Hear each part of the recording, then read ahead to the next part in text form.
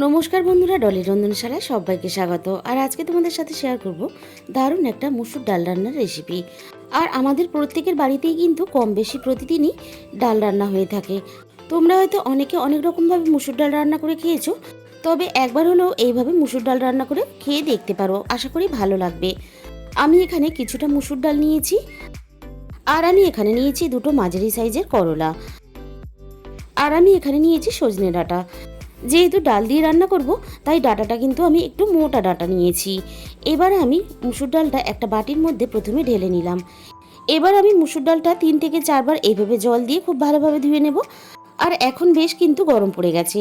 এইভাবে যদি মুসুর ডাল রান্না করা যায় তাহলে দুপুরে গরম গরম ভাতের সাথে খেতে বেশ ভালো লাগে। আর মুসুর ডালটা এমন একটা ডাল যে ছোট থেকে বড় কিন্তু সবাই খেতে পছন্দ করে। আমি এখানে ডালটা 3 থেকে 4 বার খুব ভালোভাবে এইভাবে ধুয়ে পরিষ্কার করে রেডি করে নেব। আর করলাগুলো আগে থেকে আমি কেটে রেডি করে নিয়েছি, আর তার সাথে সাথে সজনে ডাঁটাগুলো আমি কেটে রেডি করে নিয়েছি। আর আমি এখানে একটা ছোট সাইজের টমেটো এইভাবে কেটে নিয়েছি। আর এখানে করলাগুলো খুব কিন্তু আমি বেশি পাতলা করে কাটিনি, একটু মোটা করে আমি কেটেছি। আর সজনে ডাঁটাগুলো যেহেতু আমরা চিবিয়ে খাবো, তাই কিন্তু এখানে হিসাব করে ছোট ছোট করেই আমি কেটে নিয়েছি। সমস্ত সবজিগুলো আমি খুব ভালোভাবে কেটে ধুয়ে পরিষ্কার করে নিয়েছি। এবার আমি করলাগুলো একটা বাটির মধ্যে তুলে নিলাম। সমস্ত করলাই আমি বাটির মধ্যে তুলে নিলাম। এবারে করলার মধ্যে আমি স্বাদ মতো লবণ দিয়ে দিলাম। এবার আমি করলাগুলো খুব ভালোভাবে লবণ দিয়ে মেখে নেব। এইভাবে করলাগুলো লবণ দিয়ে মেখে নেওয়ার পরে 10 মিনিটের জন্য রেস্টে রেখে দেব, যাতে করলা থেকে অনেকটা জল ছেড়ে যায় আর করলাটা অনেকটা নরম হয়ে আসে। 10 মিনিটের মতো করলাগুলো মেখে রাখার জন্য করলাগুলো অনেকটাই নরম হয়ে এসেছে। এবার আমি করলার থেকে এইভাবে চেপে চেপে জলটা বের করে দেব। অনেকেই আছে তেতোর জন্য কিন্তু করলা খেতে চায় না, তারা কিন্তু এভাবে রান্নাটা করে খেলে একটুও তেতো লাগবে না। আর যারা তেতো খেতে পছন্দ করো তারা কিন্তু একেবারে এই কাজটা করবে না। আর আমাদের প্রত্যেকেরই শরীরের জন্য একটু তেতো খাওয়ার প্রয়োজন আছে। যারা একেবারেই তেতো খেতে পছন্দ করে না, তারা এইভাবে রান্না করে খেলে যতটা শরীরে যায় ততটাই কিন্তু আমাদের লাভ। আর কতটা জল বেরিয়েছে দেখো, যদি পছন্দ করো তাহলে খেয়েও নিতে পারো, নাহলে ফেলে দিতে পারো। এবার আমি রান্নার জন্য প্রথমে কড়াইয়ের মধ্যে প্রয়োজন মতো সর্ষের তেল দিয়ে দিলাম। তেলটা খুব ভালোভাবে গরম হতে আমি সমস্ত করলাগুলো তেলের মধ্যে দিয়ে দিলাম।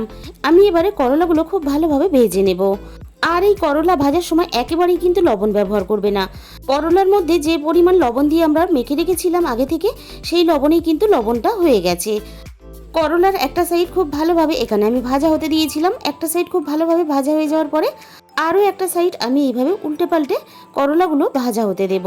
আর করলা ভাজতে একটু সময় লাগে, তাই কিন্তু গ্যাসের আঁচটা একেবারে বাড়িয়ে দিয়ে ঝটপট ভাজার চেষ্টা করবে না, তাহলে করলাগুলো পুড়ে গিয়ে পোড়ার একটা তিতকুটে ভাব চলে আসবে, খেতে ভালো লাগবে না। মাঝারি আঁচে আমি করলাগুলো একটু সময় নিয়ে সুন্দর করে লালচে করে ভেজে নিয়েছি। এবার সমস্ত করলাগুলো আমি তেলে থেকে ছেঁকে তুলে নিলাম। কড়াইয়ের মধ্যে যেটুকু তেল আছে সেই তেলের মধ্যেই আমি কেটে রাখা সজনে ডাঁটাগুলো দিয়ে দিলাম। আর এই অল্প তেলের মধ্যেই আমি ডাঁটাগুলো নেড়ে চেড়ে ভেজে নেব। যেহেতু ডাল দিয়ে ডাঁটাটা রান্না করব, তাই ডাঁটাগুলো কিন্তু একটু ভেজে নিতে হবে, যাতে ডাঁটার কাঁচা গন্ধটা চলে যায়। ডাঁটাগুলো আমি এখানে একটু নাড়াচাড়া করে নিয়ে ডাঁটার মধ্যে আমি এখানে স্বাদ মতো লবণ দিয়ে দিলাম। যেহেতু ডাল দিয়ে ডাঁটাটা রান্না করব, তাই কিন্তু ডাঁটাগুলো একটু এভাবে ভেজে নিতে হবে। ডালের সাথে ডাঁটাগুলো একসাথে দিয়ে সিদ্ধ করলে তাহলে ডাঁটার একটা কাঁচা গন্ধও থেকে যাবে, আর ডালটাও কিন্তু খুব ভালোভাবে সিদ্ধ হবে না। ডালের মধ্যে দেওয়ার পরে ডাঁটাগুলো খুব বেশিক্ষণ সময় নিয়ে সিদ্ধ করা যাবে না, তাই একেবারে লো ফ্লেমে 5 মিনিটের জন্য আমি এখানে ঢাকা দিয়ে দেবো, যাতে ভেতর থেকে ডাঁটাগুলো নরম হয়ে আসে। 5 মিনিট পরে আমি ঢাকা খুলে দেখে নেব। দেখো, ডাঁটাগুলো এখানে সুন্দর নরম হয়ে গেছে। এবারে 3 থেকে 4 সেকেন্ডের মতো আমি ডাঁটাগুলো নাড়াচাড়া করে ভেজে নিয়ে এবার সমস্ত ডাঁটাগুলো আমি কড়াই থেকে নামিয়ে নেব। ডাঁটাগুলো তুলে নেওয়ার পরে ওই একই কড়াইয়ের মধ্যে আমি বেশ খানিকটা জল দিয়ে দিলাম। ডালটা সিদ্ধ হওয়ার জন্য আর রান্না হওয়ার জন্য যতটা জল লাগবে সেই হিসাব করে আমি এখানে জলটা দিয়ে দিলাম। জলটা যখন উষ্ণ গরম হয়ে গেছে, এখানে আমি ধুয়ে রাখা মুসুর ডালটা দিয়ে দিলাম। এবার মুসুর ডালটা আমি খুব ভালোভাবে একটু নাড়াচাড়া করে দিলাম জলের সাথে। ডালটা ফুটে ওঠার সাথে সাথেই দেখো জলের উপরে সাবানের গাজার মতন গাজা ভেসে উঠেছে, সেই আমি জলের গাজাটাকে ফেলে দেব। ডালটা আমি এখানে একটু সিদ্ধ হতে দেব। ডালটা এখানে একটু নাড়াচাড়া করে আমি ডালটা দেখে নেব। দেখো, এখানে ডালটা একটু সিদ্ধ হতে বাকি আছে। এই সময় আমি এখানে ভেজে রাখা সমস্ত সজনে ডাঁটাগুলো দিয়ে দেব। ভেজে রাখা সমস্ত ডাঁটাগুলো আমি ডালের মধ্যে দিয়ে এবারে আমি এখানে দিয়ে দেব প্রয়োজন মতো হলুদ গুঁড়ো। ডাঁটাটা যতটা সিদ্ধ হতে বাকি আছে এই সময় দিলে ডাঁটাটাও খুব ভালোভাবে সিদ্ধ হয়ে যাবে, আর তার সাথে মুসুর ডালটাও খুব ভালোভাবে আমি সিদ্ধ করে নেব। মিনিট 10-15 পরে আমি দেখে নেব ডাটাগুলো খুব ভালোভাবে সিদ্ধ হয়েছে কিনা। ডালটা এখানে দেখো খুব ভালোভাবে সিদ্ধ হয়ে গেছে, আর তার সাথে সাথে কিন্তু ডাটাগুলো খুব ভালোভাবে সিদ্ধ হয়ে গেছে। একটু গরম আছে তাই আমি খুব ভালোভাবে দেখাতে পারছি না, ডাটাগুলো কিন্তু এখানে খুব ভালোভাবে সিদ্ধ হয়ে গেছে। এরপরে আমি ডালের মধ্যে দিয়ে দেব 2টো চেরা কাঁচা লঙ্কা, আর তার সাথে দিয়ে দেব কেটে রাখা টমেটো কুচিগুলো। এবার আমি ডালের মধ্যে দিয়ে দেব স্বাদ মতো লবণ। এবার আমি গ্যাসের আঁচটা বাড়িয়ে দিয়ে বেশ কিছুক্ষণ সময় নিয়ে এইভাবে ডালটা নাড়াচাড়া করে রান্না করতে থাকবো। এইভাবে মুসুর ডাল যত নাড়াচাড়া করে রান্না করতে থাকবে, ফোড়ন দেওয়ার আগে ততই কিন্তু ডালের স্বাদটা বেশি ভালো হবে। আমি এখানে আরও 5 মিনিটের মতো ডালটাকে এইভাবে সুন্দর করে ফুটতে দেব। ডালটাকে আমি এখানে আর বেশিক্ষণ ফোটাবো না। এবার আমি ডালটাকে কড়াই থেকে নামিয়ে ঢেলে নেব। আবারও আমি কড়াইটাকে খুব ভালোভাবে ধুয়ে পরিষ্কার করে গ্যাসের মধ্যে বসিয়ে দিয়েছি। কড়াইটা খুব ভালোভাবে গরম করে নিয়ে এখানে আমি প্রয়োজন মতো সরষের তেল দিয়ে দিলাম। ফোড়নে আমি দিয়ে দিলাম অল্প একটু গোটা জিরে, আর দিয়ে দিলাম 2টো শুকনো লঙ্কা। এবার আমি কেটে রাখা 2টো মাঝারি সাইজের পেঁয়াজ কুচি এখানে দিয়ে দিলাম। পেঁয়াজটা খুব ভালোভাবে ফোড়নের সাথে নাড়াচাড়া করে আমি লালচে করে ভেজে নেব।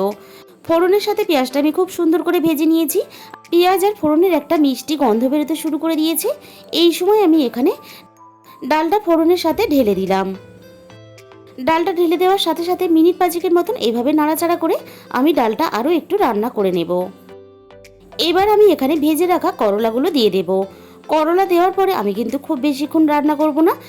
ডালের সাথে করলা খুব বেশিক্ষণ এইভাবে ফুটিয়ে রান্না করলে তাহলে করলার ভিতর থেকে তেঁতোটা বেরিয়ে গিয়ে ডালের সাথে মিশে গিয়ে ডালটা অনেকটাই তেঁতো হয়ে যাবে। এর থেকে আমি আর বেশি রান্না করব না। এবারে আমি গ্যাসটাকে পুরোপুরি বন্ধ করে দিলাম। সব শেষে আমি এখানে ভাজা জিরের গুঁড়ো দিয়ে দিলাম। ভাজা জিরের গুঁড়োটা পুরোপুরি অপশনাল, তোমরা চাইলে দিতেও পারো, নাও দিতে পারো, তবে দিলে ডালের স্বাদ ও গন্ধ দুটোই বেশ ভালো হয়। রেডি হয়ে গেল দারুণ স্বাদের গরমে খাওয়ার জন্য ডালের একটা রেসিপি। তাহলে বন্ধুরা, আজকের রেসিপিটা ভালো লাগলে অবশ্যই ভিডিওতে একটা লাইক করো, প্রচুর প্রচুর শেয়ার করো। আর যে সমস্ত বন্ধুরা এখনও পর্যন্ত আমার চ্যানেলটাকে সাবস্ক্রাইব করোনি, অবশ্যই চ্যানেলটাকে সাবস্ক্রাইব করে পাশে থাকা বেল আইকনটা অল করে দিও, যাতে আমি কোনো নতুন রেসিপি আপলোড করলে সবার আগে তোমার কাছে পৌঁছায়।